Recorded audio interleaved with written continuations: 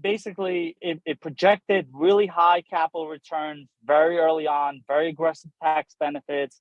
And unfortunately, a lot of limited partners got involved in it, even though they don't have an oil and gas background, even though I feel like what happened was because so many of these deals in 2021, 2022 exited with these sky high IRRs, passive investors started overlooking the basics of due diligence and what is their actual expertise level.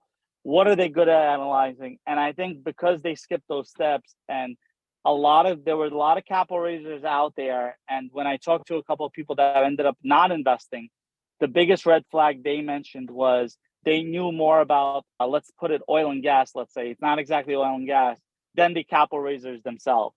So another red flag is when you're talking to capital raisers, and obviously know the difference between a capital raiser and an operator. Even if you're talking to the operator, they should know certain things about their specific asset class. SIH Capital Group, we really specialize in affordable housing. If you ask me a question on affordable housing, I should really know the answer, and I should know it inside and out. So just be careful on those kind of deals. But Joseph, let's schedule a follow-up because I want to dive into some of these other red flags, and I feel like we cut multiple parts of this conversation short, and we're already at over an hour. Yeah. So can't thank you enough for actually being here.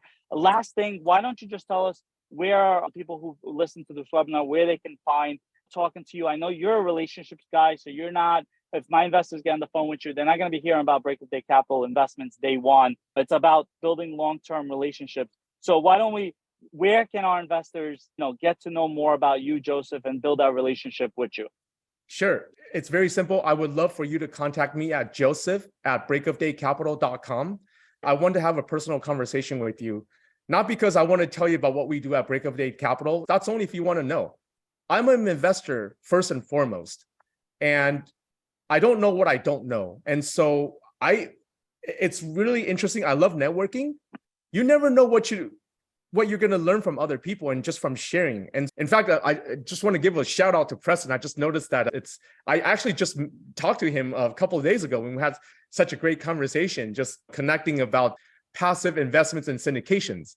I just love that, that it's my passion and I can talk about it all day long. And if I can help you in any way, if you want me to look at your deal together and just have an opinion, not advice, but just have an opinion, I would love to do that for you. Yeah, no, great point. And to your point, I've learned some stuff from my investors. I've learned from my investors as much as I try to educate other people. And I think that is 100% the truth. And I think me and you have a very similar philosophy on that. And I would definitely love to having you join again. If you guys are interested in these monthly webinars, we're probably going to have Joseph on sooner than later, probably, maybe sometime right after the summer.